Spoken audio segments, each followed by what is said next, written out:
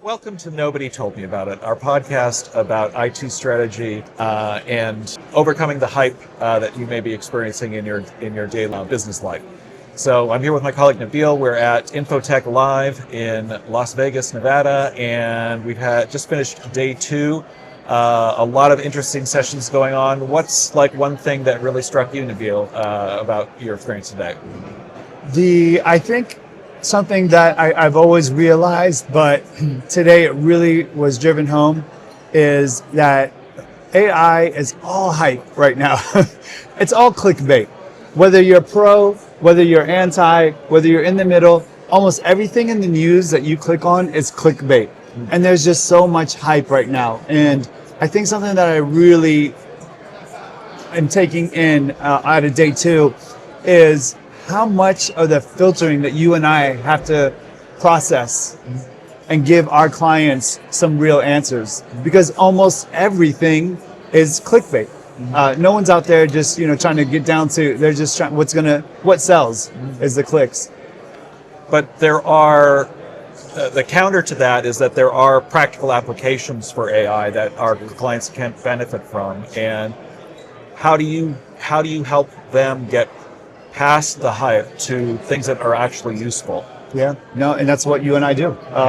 It would take a while to answer that in detail, but that's literally what you and I do, both with what we do for a living and both with this podcast. Is we try to help clients navigate through that. Yep, absolutely. How about you?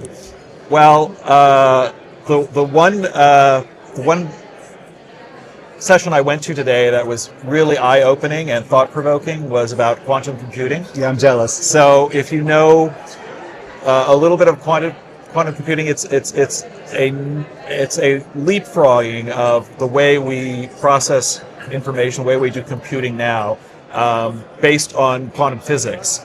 Right now everything is ones and zeros, but when you're in the quantum realm, things can be. You can be, as you know, maybe from Schrodinger's cat. That cat could be alive or dead. You don't know until you open the box, and even then, like your actual engagement with it affects its state of matter in really wild and interesting ways. Yeah. So the big fear people have is that once we have achieved quantum computing at scale, that we'll have systems that are so powerful that they could decrypt current highly secure encryption protocols that theoretically could take 10,000 years for a computer that we have today, our most powerful computer we have today. Wow. A quantum computer could do it in maybe 10 minutes. Wow. And that kind of, that's because of the requirements for very cold environments in order to support those processes.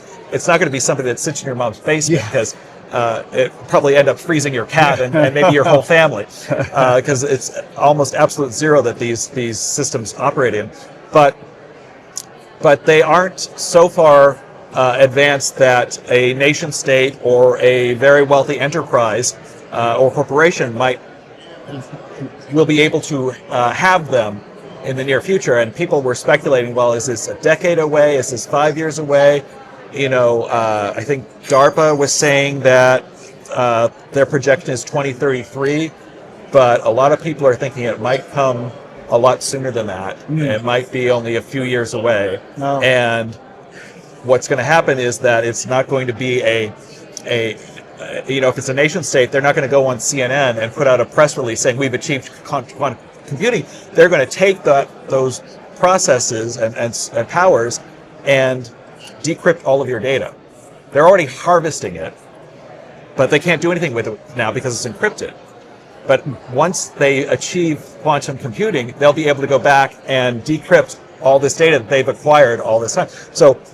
So the message we received in this briefing was like, you need to be thinking now about what you have out there that's using older encryption protocols or current encryption protocols that could be vulnerable to quantum computing. Wow. And you thought it was safe on the cloud. It might not be safe on the cloud.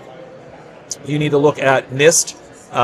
They have standards for much harder encryption that should be that is geared toward quantum computing environments, and what it would take to utilize those in your environment. And these are huge cost challenges that organizations across the world are going to face sooner than they think, and nobody's ready for it. Spot on. That the cost challenge down the road, I'll talk about that as well. But wow, that just blew my mind. I got to be honest with you, I was jealous that you got to attend that one. This just brings a whole nother problem to my plate that I got to think about. Yeah. So is there one other thing maybe you wanted to bring up from today's learning? I'm going to branch off of the cost, Okay. and talk tokens. Please.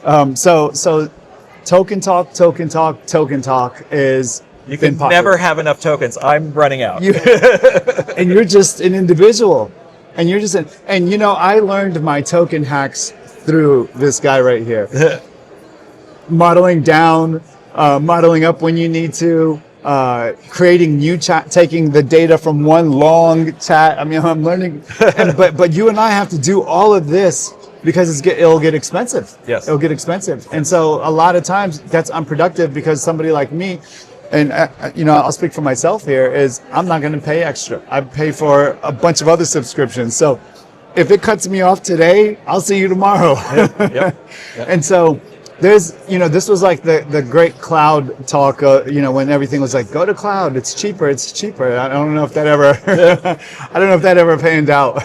But token cost, I mean, that's just something, you know, companies, and again, you and I as CIOs, is what we look at is we look at contracts, and we look at these things. You're going to enable Claude Enterprise for your organization. How fast are they going to burn through the tokens? So now we've convinced them to buy Claude Enterprise at, you know, whatever it costs per user, whether it's the $99 one or whatever. So they buy it, you tie it into your Microsoft Office 365 environment through Azure, and they're loving it the first week. The second week, they're like, we just cut off production, because, you know, for my clients, I'll put a cap on, because like Uber and all these other organizations, and that unknown organization that spent $500 million on token usage. And so if you ask them what value they got out of that spend, I don't know it's worth that money, that spend. And so tokens, something you and I have to keep an eye out for, and we have to look at our contracts. We have to put limitations in. And the problem with that, again, is somebody like this guy is going to burn through it so quick that what are you going to do with Tad when he burns his tokens the first week of the month? You're going to pay more. And so big conversation to be had there. Absolutely. And that's something we can strategize a little bit, maybe in a future podcast, you know, Yeah. our ways to, at least on a personal level, for controlling our spend. Anyway, so the last session I was at today was about systems thinking and utilizing that in your IT strategy, IT management. And while it was a very high-level introduction or to thinking about IT issues systematically, I found it very interesting, and I know Infotech has a lot of models and blueprints and training on utilizing systems thinking to improve IT processes. So, for example, let's say one way of thinking about it is like with linear thinking, you're just playing whack-a-mole when you deal with technology issues, or if you've got outages that keep happening. You fix the switch that keeps failing, or you fix you replace the server that's 10 years old or what have you. But with systems thinking, you're thinking like, well, what is happening throughout my organization, through the way my data, my people, my infrastructure, my technology interacts with one another, thinking about it holistically and the different ways things interact, and building systems around that to avoid these kind of outages and other challenges that people may face. And so it's a lot more holistic. It's a lot more of a holistic view of how to address and plan for long-term IT and business operations. Absolutely. Well, thank you all very much for joining us on this update of our experience here at Infotech Live. I think we'll have some more information to share, if not while we're still here, once we get back home. and look forward to seeing you all on our podcast. So please like and subscribe. Thank you.